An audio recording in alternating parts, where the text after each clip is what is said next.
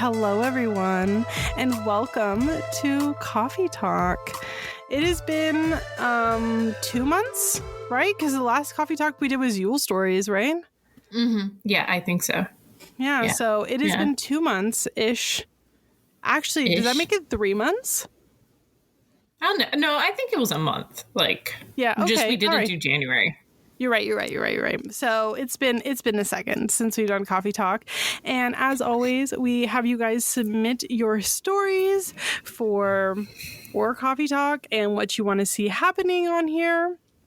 This month's focus was on love spells, the good, the bad, and the ugly, because we were obviously following a very overwhelming theme of love this month. In all forms. Seriously. Sorry. Oh no! Sorry, I will bring it to this out of the podcast. Yes, you will. Let's not lie, Robin. I mean, this will be our Live, Laugh, Love episode 2. So shut up. Oh my god, that's all the podcast is now. Just me going sorry and live, laugh, love, guys. Just live, laugh, love into oblivion. So we got a couple of really good stories that I'm excited to read. But before we get started, Maria and I each have a story to share about our love stories. And we're gonna let Maria go first. Okay. So I think I was in the sixth grade, and I was absolutely in love with the school's resident douchebag. So did he know I existed? Probably not. Had I always been kind of an outcast? Yeah, but honestly, I had the best friends in the world. They were like the outliners in the school, but they were amazing people. So, well, anyways, one night while my parents went out on a date, I decided to do a see me spell. I gathered all my mom's candles because I had none of my own and made a circle in my room. As I lit the candles, I kept chanting for this boy to see me. I don't remember exactly the chant, but I do remember getting to a kind of meditative state where I kept saying, see me. Well, okay. I mean, how could this go bad, right? This is literally the beginning of a late 90s horror film. So, anyways, within a week, I got passed a note by him asking me out. Oh my God, I was on cloud 9. Of course, I said yes. We communicated mostly through notes. I do remember them being very sweet and even respectful. It was very surprising, but honestly, I didn't even remember him even holding my hand or talking to me face to face. But I mean, I'm sure we did. I'm sure we did. But I do remember the notes. But what I also remember is that he did look at me a lot and smile and I back at him. So that part of the spell, yes, worked. So yes, middle school romance at its finest. Anyways, after a couple days. Yeah. Middle school. I assumed it was high school. No. This was middle school. This was 8th grade. And it's awkward glory. It was horrible. But anyways. That's so funny. That's why I don't remember if we held hands or if we talked face to face. It was a long time ago, and God. 2, it was middle school peak. Yeah, it was a long time ago, Maria. You're in your mid-30s and this is middle school. I don't think that the I'm still early 30s. Stop aging me, Robin. I don't think they needed that clarification. They're like, this could have been last year. I don't know. But anyways, after a couple of days, he wrote me and said, can I kiss you after school? He had a specific meeting spot that he wanted to do it at. This would have been my first kiss, so I was really, really nervous. I did agree, but when I show up the spot, he wasn't there. So I waited, 10 minutes went by, 30, an hour, and he never showed up. So the next day he tells me he wants to break up. I was absolutely devastated. And, true to the spell, he still looked at me after that, but we never dated again. And eventually his douchebaggery came back in like full swing after he was like super sweet to me. He even like popped my bra strap during band. So yeah. Oh my God. That, winner. What? I feel like if I didn't realize that you said it was middle school, as soon as you said that he popped your bra strap, I would have been like, all right, this kid's 12. But like, so what this spell taught me is that we can't change who a person is at their core. I do think he could have been a good guy, but honestly, I don't know what his home life was or the pressure to be like toxic cis dude. Sure, I made him look at me and take notice and maybe even like me, but it didn't change anything that had truly mattered. When I tell you and that's that this is so on brand for you that I just... Look, I learned my lesson, and that was probably like, I don't know. I've never done any like crush spells like that ever again. Like ever again. It was always like making relationships flourish after that. It wasn't ever, I never returned back to that spot. It was like, I'm going to make this person fall in love with me and take notice of me. Right. Because it didn't go well. I learned my lesson. Yeah, now I had this weird guy from across the like classroom staring at me occasionally, but still a giant dickhead. I mean, it's weird how you couldn't make the school dickhead not a dickhead, even though he was now in love with you. It's so bizarre to me. Oh my gosh. So that's what's so funny. Yours? It's gotta be less awkward, okay, right? Listen, I was gonna share the same story I share every single time about like manifesting my husband and all that, but then I was like, everybody's heard that a bajillion times. Like, I'm not doing that. We're not gonna talk about that. Instead, I'm gonna tell a story about when I wanted the boy I like to break up with his girlfriend, and this is also a middle school story.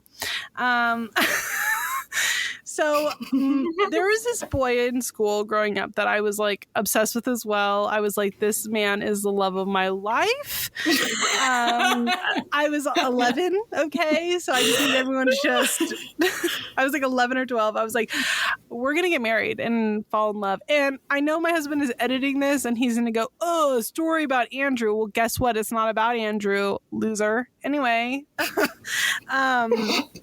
I was like 11 or 12, and this boy moved away from like to school the same year that I was like, I'm going to get this guy to break up with his girlfriend.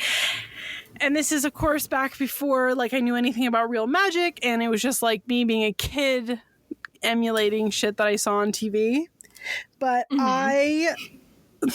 you're going to laugh so hard when you hear this. I got out my best spiral bound notebook. And I basically, in the most psychotic way that a 12-year-old can behave, I got out a notebook and I wrote that Brittany and Tommy were going to break up. And I wrote this covering the whole page. Brittany and Tommy will break up. That is a freaking spell. Like, if you do that repeatedly. Right, but I was like 12, so I didn't know that. I didn't know that, okay? I wrote this out. I covered the whole front and the whole back of this paper. Little Robin's over here destroying lives and relationships. Robin is a psychopath. So I covered the front. I covered the back. Then I got out my glitter like lip smackers body spray that smelled like cotton candy, because of course I did. Of course I had that. That sounds so gross. And I sprayed the entire front and the entire back. Like, this fucking paper was like dripping with lip smackers body spray, and I folded it all up. And then I threw it in my family's fireplace, okay? Now, I did not throw it in there because I was trying to, like, manifest it or something. I threw it in there because I didn't want to get caught, because that's a psychotic thing to do. And even when I was 12, I knew that. I was like, this is perhaps unhinged behavior. So I I threw it in the family fireplace, and my dad was like, "What in the fuck smells like cotton candy in the living room?" And I never told him, but he was like, "What is this smell?" Yeah, and I burned it, and he and Brittany did break up. Now, I was convinced that it was because my magic worked. I mean, I did cover it in glitter body spray, so. But and you wrote it out a bunch of times. I wrote it out a bunch of times. With power. I was very obsessed. What ended up happening is they broke up, and then he moved away a month later. And I still think about that. It was purely just absolutely psychotic. I was like, I will get them to break up. This is, mind you, I'm like 11 or 12. So this is the same time that I was like making potions with mud still, okay? Like, this was fully crazy behavior, but I was out there. Like pouring nail polish on someone's photo and lighting it on fire? I was out there living my best life. They broke up, so it worked. And then he moved away. And I never saw him again. Romance. So sad. Oh my goodness. So all right, you didn't even have a chance. I did not have a chance. What the fuck, Tommy? Your parents choose to walk away and move away. I know. And the thing was, he didn't even move that far, but he was like still in the same county as me, but he moved far enough away that a middle school relationship would never thrive. And he also had no idea who I was. Like, he broke up with his girlfriend, but he still didn't know who I was. Like, he still had literally no clue who I was. But I was like, well, think about that, Brittany. Poor Brittany. She never recovered. So sad. Brittany's still in her, mid-30s, still pining. She's pining. She goes, Tommy, wherefore art thou? Come back to me. He had literally no idea who I was, though. Like, we never once had a conversation. I was just like, look at this guy over here. I think we're in love. Well, that sounds familiar. Oh my goodness. Oh no. So, with our stories, would you like to read the first one, madame? Sure. Let me make sure no name or anything. It looks like it's fine. Okay, so this is from Jenna. Not exactly a love spell per se, as in it wasn't conjuring love or making someone love someone else, but it was definitely in the pantheon of love spells. So I was a horny teenager, like a lot of young women, and very dramatic. There were a lot of men and women in my life who I was crushing on at this particular time that was unusual for me. But one in particular, I was like seriously crushing on, and he was giving me mixed signals. So I figured I would do a reading, and the tarot read reading was confusing, and the runes were confusing. So I ended up doing a true love spell. I found something on the internet and modified it. Love that. The bare bones. I love that. What could go wrong? Let's find out. The bare bones of the spell was to write the names down of all the people you think might be your true love, or at least the major players in your life, thinking about what each person is while you were writing it down. In high school, definitely one of them might be your true love. I think so. It's better than middle school. This is true. Oh no. And then I was saying this when I met my wife, like seriously, maybe like a year after high school. So birds of a feather over here. Are you kidding me? Okay. So, the bare bones of the spell was to write down the names of all the people who think might be your true love, or at least the major players in your life you're thinking about and what each person is while you're writing it out. Then you put them all in a hat and bowl, mix in some herbs, petition whoever you're going to petition and draw a name. The spell specified that you should write down anyone who's playing a big part in your life, whether or not you have feelings for them. So anyways, I pulled out this one name who I felt nothing for romantically or sexually. I was very ew about it and tried to pull again, but kept getting his name. He had the same name as my younger brother, which at the time was extra yuck. Several years later, I met my now husband. He has the same name that I pulled out of the hat. And for a long time, I fought against it because I was like, no way that spell would work from years ago. But it did. Wow. You mean to tell me that an Angel Fire website actually came in clutch for once?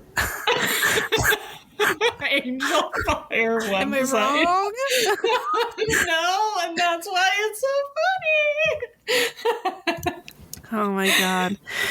She went to a website with a neon green background and red papyrus font with one of those spinning pentacle gifts at the top of it, and it's like, here's how you catch the love of your life. Hey, that would have been us in the 90s. That would never have been me, because now. I actually am a 17th generation hereditary generational witch who was born with nothing but pure knowledge.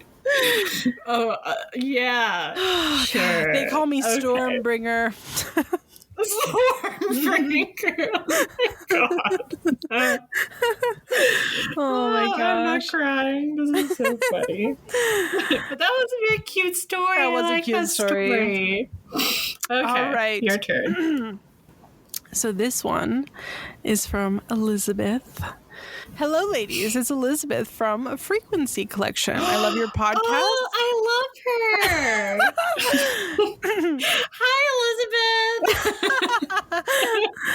Elizabeth. You two crack me up, and I feel like you're my witchy sisters from afar. I was excited when you asked for love spell stories because I have an awesome story about the most powerful spell I've ever done.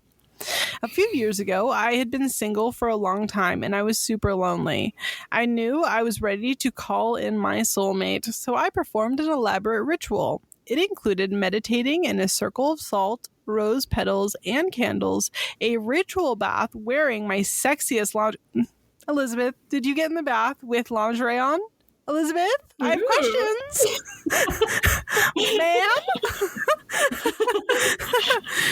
Ma'am? Some banging sex magic, and of course, calling in all the details of my ideal lover. This spell was powerful. I was radiating from the energy for days, and even my friends all noticed a change in me. Shortly after, I met a new guy, and I was blown away. He was exactly who I was calling in, down to the tiny details that I didn't think could be possible. Very much practical magic vibes. We hit it off, and Spirit gave me a clear and distinct message that this man is going to be very significant in my life. We hooked up a few times, but I was surprised when things fizzled out. It turns out it just wasn't the right time in his life for him to be getting to know somebody. I was bummed, but mostly was like, what the fuck, spirits? Thanks for messing with me, but whatever. I let it go and moved on.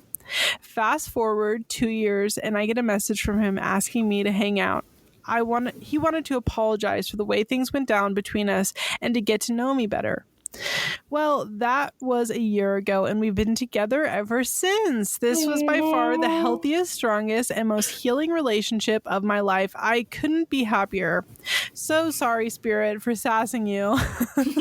But you really had me. Used to it. Yeah, but you really had me going there for a minute. Sometimes we just need a reminder that things always work out in their own divine timing. So that's my real life practical magic love spell story. That's really sweet. That's so cute. Need to know though if you got into the bath with the lingerie on and then what that situation looked like navigating getting out of the bath dripping wet. I have some follow-up questions, Elizabeth. DMs are open. DMs are open. We will do some investigating and get back to our listeners. Elizabeth, we have some follow-up questions. Gonna need you to fill it in. Elizabeth does make lingerie, so I highly recommend checking out very the cool. I did not know that. Yeah, really, really. I mean, I would wear it in the bath. I mean, In gorgeous. the bath, though? But that's the whole reason I Yeah. wouldn't wear it in the bath. I'd be worried it'd get ruined. That's true. Salt and silk does not sound like a combination. This is true. Okay. All right. You ready to read our next one? Yeah, ma'am. Yes. Hey, this one says, keep me anonymous, please. So we will do that. So this story is about how love magic turned dark. Where I'm from, South Texas, Mexican folk magic is everywhere you look. Magical practitioners don't have shame or hide the fact that they routinely do workings for love, money, and court cases. But what that means is you never really know who has been performing a working on you. That's very true. When I was 20 years old, I started to date a man who was a few years older than me.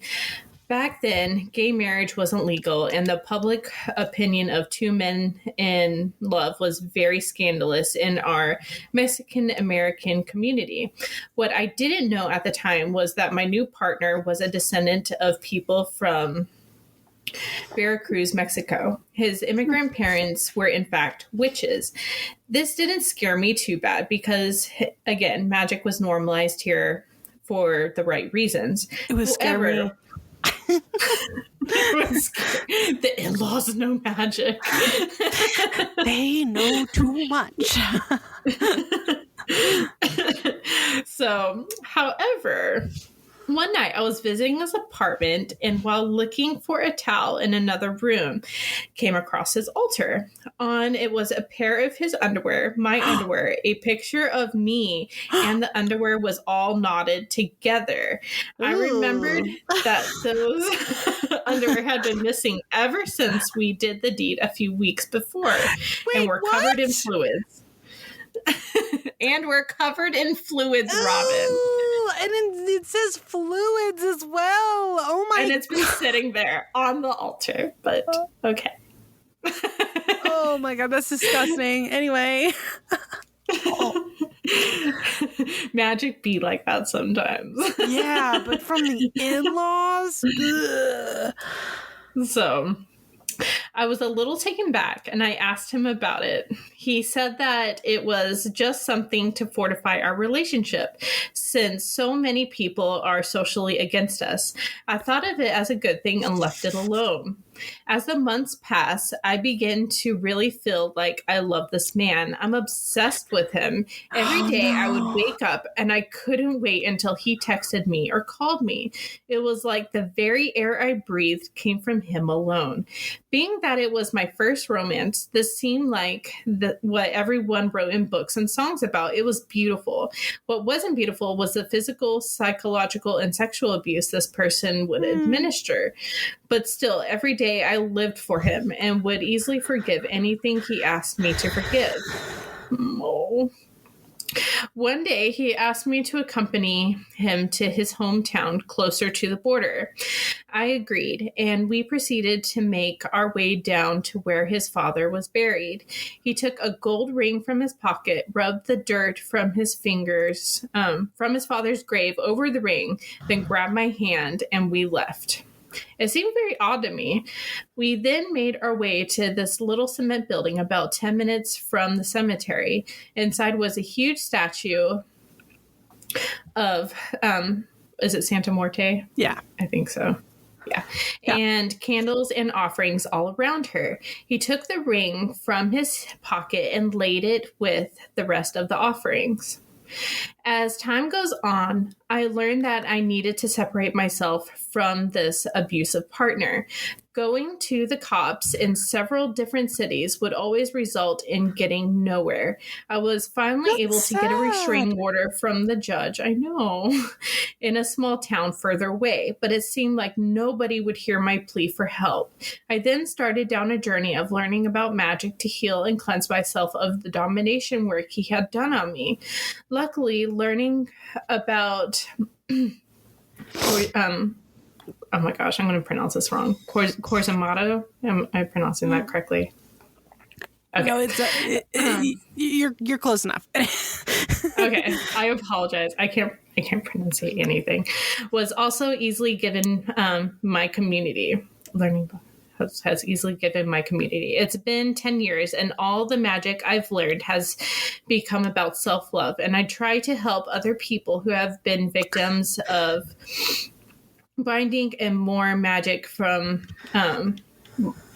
I'm not pronouncing. Can you help me, Robin? Yeah, you're doing really good. Listen, I think that your Spanish pronunciation, and you're doing a great job, and you should be proud of yourself. You got this. Okay, from personal experience. Love magic can be fun and for the right reasons, but not all love magic is lighthearted. They say that the road to hell is paved with good intentions, and I honestly can say that my personal hell began with a love spell, but it's made the strong magical practitioner I am today. I love that. That story was a roller coaster. Okay, first of all, it was. Second of all, I didn't want to correct your Spanish while you're going because I feel like that would sound so condescending. No, I don't mind. Actually, but you did a really good job, and I'm proud of you. Aw, thanks. Probably one I should have read for that reason, but that's okay. It's okay. Yeah. You gave your best shot, and I think you did a great job. Did. And everyone will be very proud of you for trying so hard and doing such a good job. That story was a fucking roller coaster. Yeah, it like was. A roller coaster. That'd have been so scary. Even like if you're having like those intense love feelings. And yeah. Listen, domination magic is really, really terrifying and is not something that should be fucked around with, in my personal opinion. It's really scary. Yeah. I'm really, really proud of them for like following through and doing whatever they could to remove it. Yeah. Yeah, I agree. Well, we have one more story before we wrap up this episode. I will say before I get to this one that message, the last story that we got, in the subject line, it said, "Do not say my name." And that is what you guys should do from now on, because Maria is not reading these goddamn emails beforehand. Okay, guys? Hey, some of them were unopened, so you didn't read them either. So I always remark them as unopened. Thank you very much. That way I know which stories we're supposed to be reading for the day. All right, so our last story comes from Elizabeth. Hi, witches. I hope this email finds you well and safe. I absolutely love the show, and I really appreciate the topics you cover. You inspire me to consistently think about my practice from a new perspective and experiment with different tools and methods. Thank you very much for everything you do. That's so nice. Thanks, Elizabeth. No, appreciate it. You put out a call for messy love stories. Yes, we did. And I immediately thought of this dumb teenage shit I pulled in high school. When I was 15, 16, I started some really simple manifestation and meditation practices. I built some confidence and wanted to manifest something bigger. Cut to an inspiring viewing of Practical Magic. Why did everybody watch Practical Magic as teenagers and I did not see it until your child literally forced me to watch it? Maria's child said that they were disappointed in me and didn't understand how I'd never seen it. And I was like, well, I can't have that. So that's the only reason I have seen that movie. To my credit, I don't watch a lot of movies. We're okay. So proud of you. Thank you. We're so proud of you for finally watching it. Thank you. Was it worth it? This is ultimately all about me. Okay, let me start over that spot. Cut to an inspiring viewing of Practical Magic over a weekend, and I decided in all my wisdom that I wanted a boyfriend. A note about my previous love life. I had none, like basically zero. I didn't realize I was gay yet, and so my understanding of straight relationships was skewed. I knew other girls my age wanted boyfriends, and I figured that I should want one too. I felt like I was falling behind my classmates and my friends, and I hoped that this would help me get experience. Ew. So, like Sandy B, gathering her herbs and flowers into a bowl, I wrote a series of petitions on scraps of paper that I carried outside with me in the family popcorn bowl. I burned them one at a time and I let the wind carry the ashes. If I remember right, the things I specified made no sense at all. Like, he wasn't better than me in school? What? He didn't mind that I had after school activities that took up a lot of my time, and this wasn't going to be a serious relationship. Facepalm in lesbian. Nothing about attributes I actually liked in people. Nothing about our compatibility. Yikes. After a week later, I'd gotten exactly what I asked for. A boy I'd known from a few different classes that I'd never given much thought to other than annoyance started talking to me and showing interest in me. We dated for about a month and it was a bummer, a straight bummer. The relationship itself for the whole month it lasted was just so pointless. He was boring. I wasn't attracted to him at all. Again, lesbian facepalm. He often wanted to do homework together so he could copy my answers and really didn't have a great time together. So we broke up, and here's where it gets messier than it already is. He got back together with an ex who started telling people all sorts of gossip about me, none of which was true. I'd never talked to her before in my life.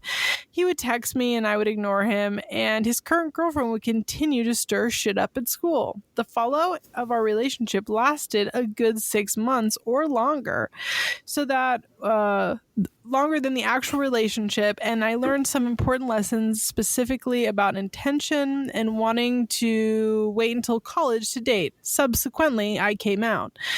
Thank you for reading my story, and I hope you enjoyed my stupidity. That's funny. That was funny. I love the face palm in lesbian. Face palm in lesbian. Oh, that's so sad. That is really just sad. That we have to live up to societal pressure to be a certain way or to want a certain, person. And yeah, that's a really good point. I'm glad you figured it out. I had a friend in high school that was very similar. She came out in her mid-20s, but when we were in high school, she was just like boy crazy. And she since then has admitted that it was like an overcompensation for her because she didn't, you know what I mean? She didn't really realize that she like was gay, and it was like a whole process for her. And like the overcompensation was like, well, I'm not into boys, but I'm supposed to be. So, and she was wild about it. It was crazy. But I'm happy for her that she, has come full circle. And I'm glad that hopefully today's kids feel a little bit better about wanting what they want. Yeah. Yeah. All right. Well, that's all of our stories. So that being said, thank you all for joining us this week on Coffee Talk. We hope to see you next week for our regular episode. And you can check out our Instagram or our Twitter for future guest prompts. You can find all these by going to coffeeandcauldrons.com, where all of our social medias, as well as where you can stream us, is linked. So, as always, if you enjoy Coffee and Cauldrons, please take a moment to review us on Apple Podcasts or Spotify. Or if you want to support us directly, consider joining us on Patreon, where we share articles and special Part 2 exclusive episodes. And we even have a Spell of the Month box and a Discord. Yes. So we'll see you next time. Yeah, see you next time. Bye, guys. See you next time, guys. Bye.